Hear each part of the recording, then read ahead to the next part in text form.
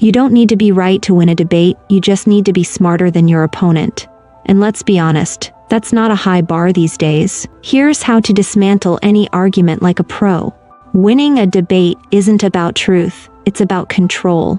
It's about framing the discussion, manipulating emotions, and making sure your opponent trips over their own words. Today, I'm breaking down the exact techniques that will make you untouchable in any argument. Whether it's a formal debate, an argument with friends, or an online comment war with some keyboard warrior who still uses Internet Explorer. Rule number 1. Control the frame. Whoever sets the rules of the argument wins.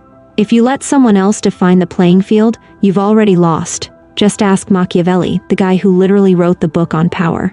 In The Prince, he said, "The ends justify the means." And guess what? That applies to debates too.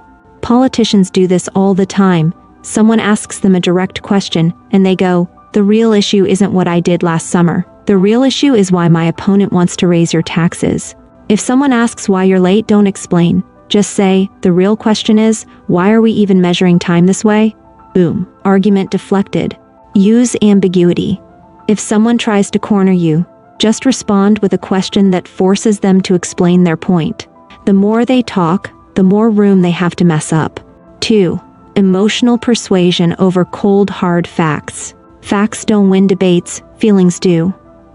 If logic alone worked, Apple would market their phones by listing RAM specs, instead of making you feel like a billionaire genius for owning one. Robert Greene in the 48 Laws of Power talks about the importance of controlling perception. He says, "Appearances matter, never let the truth get in the way of a good strategy." In other words, if you sound convincing, people will believe you, even if what you're saying is straight up nonsense.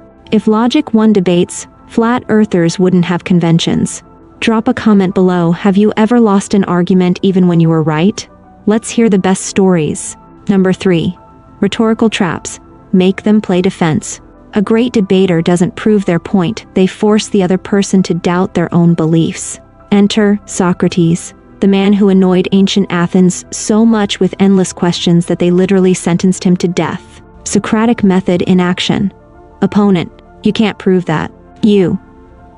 Can you prove that I can't prove that? And watch them malfunction like Windows Vista. Another trick? The burden of proof shift. Make them prove you wrong instead of you proving yourself right. Example. If someone says, "Your claim isn't backed by evidence," hit them with, "Where's your evidence that my claim is false?" Now they have to do the heavy lifting. Number 4. Confidence. Speak like you already won. Confidence beats content. Always.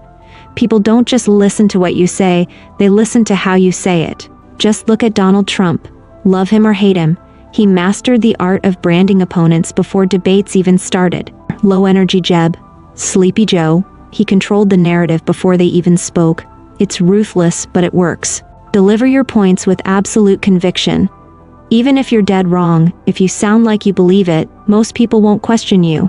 Elon Musk and Steve Jobs built billion-dollar companies this way. It's not about what you say, it's about how much they believe you believe it. Pause for effect. When you say something powerful, let the silence sit. It forces people to absorb your words. 5. Debate like a chess master. You can't just react, you have to predict.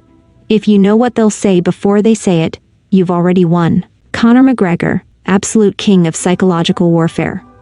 Before fights, he trash talks opponents so aggressively that they step into the ring emotionally charged and make mistakes. And then, he picks them apart. Use a preemptive strike. Predict their argument before they even say it. Opponent. But genetics play a huge role in fitness. You. I know you're about to bring up genetics, but let me explain why that's a weak excuse. Now they're scrambling. Bonus move. Have a go-to closing line that makes them look silly for even arguing with you. Something like, "Look, I get it. You want to believe that. It's cute." Now that you've got the tools, go out there and win every debate. But remember, use your powers wisely. Drop a comment below. What's the dumbest argument you've ever won? Bonus points if it was on Twitter. Help us hit 1,000 subscribers. If you want more content like this, hit that like button, subscribe, and turn on notifications. Until next time, keep mastering your life, one key at a time.